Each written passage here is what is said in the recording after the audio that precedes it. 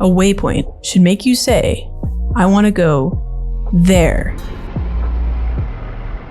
In-game immersion is probably one of the only reasons players care about games. It has built fan bases and video game empires.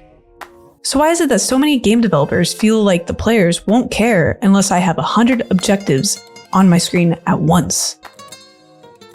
Hello, I'm Moxie, and today we are venturing into the wild world of Waypoints. I love getting lost in a game for hours on end, falling into a world with different rules and limits. When that immersion is broken by mechanics that are trying to spoon feed me, something that I am already shoveling into my face, it's annoying. One such mechanic would be the Waypoint. One day I'll catch a break. The Waypoint was the crutch that led the video game industry to be in wheelchairs. It's the boomers leading the video game industry saying, they won't understand unless you put 1 billion red glowing arrows in their face. A good story will have me waking up and playing the game only to do the same thing again the very next day. A story that takes you by surprise and instantly draws you in, only to end in a cinematic scene with an arrow saying, go this way, hero. Bruh, I know where I need to go. Following that point around makes you feel like the arrow is the one really in charge of the story, and somehow now you are the one at the whims of the almighty triangle. This only gets worse when your arrow has 1 shade and 9,000 quests to represent.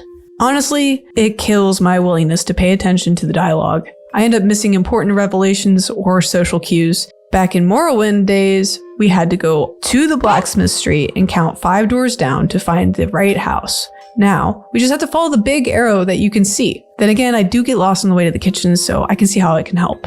Then there's Starfield. If waypoints weren't enough, the great Bethesda had to go ahead and put a label over the exact location on the planet where the ship went down that the rescue team never bothered to look for. So 947.5 light years and a short jump away. What is that up there, Todd? I can't walk to it now, can I? Starfield is just the inconvenience of doors and space travel. The waypoints just tell you which doors. Doorfield. I can almost hear you scream out, detective missions, like Batman games in Arkham City. Yes, those are great. Nothing kills detective missions in your games like having your hand held through each step. Bethesda's younger games, BioWare, and Ubisoft are all guilty of this. Look, kid, the object you need to solve the mystery is right here. Sometimes there's a cutscene in relation to the player, but oftentimes it's a large blaring arrow with an accompanying outline. And I no longer feel like I solved anything. I was on a train ride with a sword or a gun, laser, etc. And you can't tell me that I was the first person to walk in and turn over the rug. Like, I know it's in the building. Wouldn't it be more agreeable to let me, the protagonist hero, figure it out on my own? Besides that, I was the first one with a brain cell to look on this event? I don't know. Now, there are times that I will admit, without a waypoint, I'd totally be lost. I gotta give it to the little bugger. It can help in moderation. Depending on how the UI is set up, it can help me recall where I'm at in a mission, or maybe what major place I could head to next, or what side quests I haven't finished up. Even League of Legends added more waypoints on the screen for pings, so you can tell exactly where they're coming from without looking at the map, losing an entire element of awareness that was required of the player to be proficient. Then again, it's a trash game and everyone should uninstall. And Terraria throws you into the world, Minecraft style, but with a Souls-like twist. Ain't no one coming in to help you. Ain't no one coming to help you. Feels like I'm playing MapleStory again. Straya also just throws our little one in with no exposition. There is pressure to move forward even if it's unclear where to go at first. You know the general direction. Then you got Cyberpunk that leads you to a waypoint, but sometimes the coordinates are corrupted. The waypoint then turns into a search area. Brilliant. Far Cry 2. The player just is pretty much lost. There's general direction and a non-interactive map, but it did just kind of throw the player into the game. If the player doesn't look at the map in Far Cry 3, there are no waypoints. Some waypoints can disappear when the player gets close. In Assassin's Creed, you're an assassin. I mean, come on, man. You need to track this man. And I don't even get to be an assassin anymore. I just am this guy who's following this marker. Back in the old days of Final Fantasy, the characters would instruct the players to reach an objective, and the player was required to actually pay attention and remember what the character said. The old Final Fantasies were also kind of open world. Then they introduced more of a linear-based system mixed with larger open areas for players to explore. These areas really wouldn't indicate where to go next exactly. It forced the player to communicate with various characters and other people playing the game, outside of technology. I know, crazy concept. Final Fantasy XIV was the Final Fantasy game to introduce the Waypoint system. This invests the player in the story because if the player wants to come back tomorrow, then they'll have to remember what was said yesterday. Final Fantasy XV destroyed this freedom entirely. You don't need to have conversations. They will tell you exactly where to go and exactly what to do, all accompanied by a waypoint to guide you like the dumb little baby you are.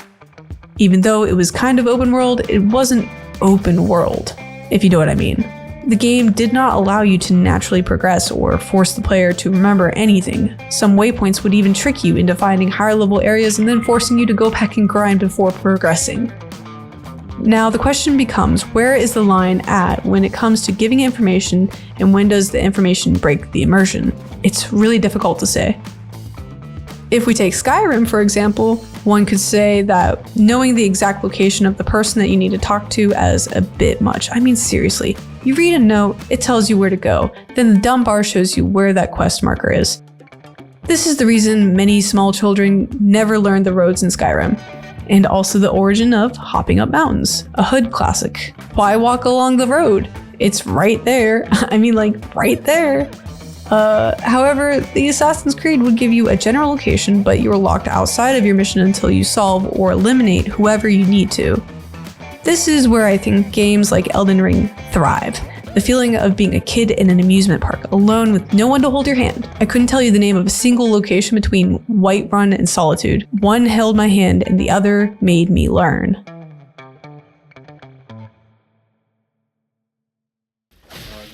I would say I spent the first 10 to 20 hours wandering without an objective. Wandering led me to level up and find stronger weapons. Oh my god, I beat him!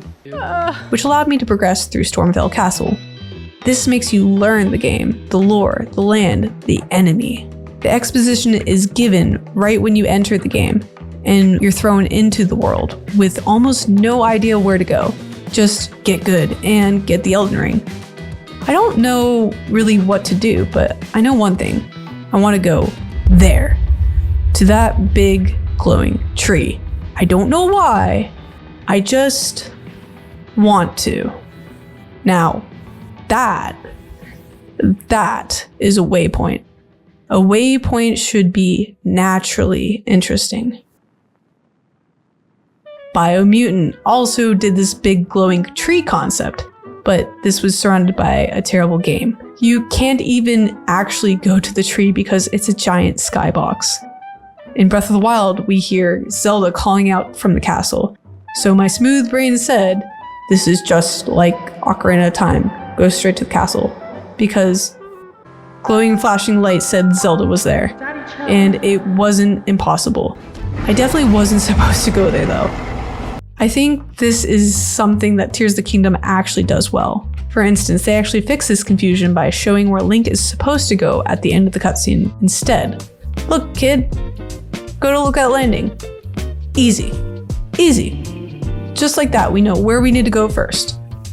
Link must find all the memories which are in the geoglyphs. This is also reflected in the Forgotten Temple as a giant map. And Link can revisit the temple to reference the locations and set the beacons on the map. It requires the player to actively think. And let me just say I only have 4 hearts because I refuse to do the shrines. Overall though, I do think that it does a good job of allowing the players to explore naturally and uninhibited. And I think our friendly neighborhood dragon wants to add something about Baldur's Gate. I don't love Baldur's Gate 3. Love isn't a strong enough word. Baldur's Gate 3 has had an iron grip upon my soul ever since I first booted it up. I cannot overstate how good this game is. is also extremely buggy. I think that, overall, it handles its waypoints well enough. I mean, it's a mixed bag. In a manner not too different from Breath of the Wild, the game starts off with a blank map. Literally. Each zone is covered by a fog of war upon the first visit, uncovered as the player wanders around rather than via a tower system. Consequently, there are no Witcher-esque map markers showing points of interest. All the quests are uncovered by wandering around and exploring naturally. This is excellent. It rewards curiosity in heaps and makes environments feel dense with content and teeming with life. Because the environments are so dense, the player often finds themselves picking up quests left and right. Most of these quests create one or more markers on the map. They can't be turned off. All of them look the same. And did I mention there's a lot of them? This map isn't very readable. Mind you, not every quest produces a marker. There are some quests which only become relevant as the story progresses, and some which ask you to specifically find something or someone. Marking that would ruin the fun, so the game doesn't do that. That's good! There are also quests in which alternate but not readily available solutions are possible. In those cases, the game will only mark the obvious path forward, leaving the player to investigate further if something just doesn't seem quite right. That's also good. And I have to mention, there are a bunch of interactions, especially with animals, which aren't logged as quests at all, so they don't produce markers, but can be completed like quests nonetheless. Some of these make for really cool secrets. Sometimes a marker can also be placed somewhere ahead of time, because player interacted with a structure that will be relevant in the quest chain down the line. And there are some quest objectives which probably should be classified as find someone and spared the marker, but aren't. I assume all of these complaints are due to bugs and not intentional game design, though with how buggy the game is, sometimes it's really hard to tell. Ah well. Thanks for that solid analysis, Draken.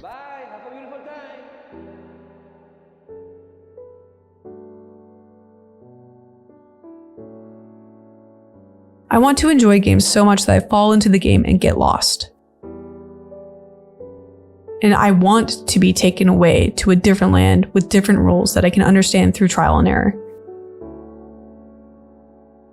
However, for me to have errors that I need to be able to fail, the waypoint is a safety net that breaks my immersion and takes away that feeling of accomplishment. If I'm already on the road, I don't need a waypoint at the end of the road. Waypoints are like smoking. Smoking, bad. It looks cool and fun, but too much is definitely very bad for you. The solution is to stop using waypoints. Personally, I prefer guidance for main objectives, preferably given by characters.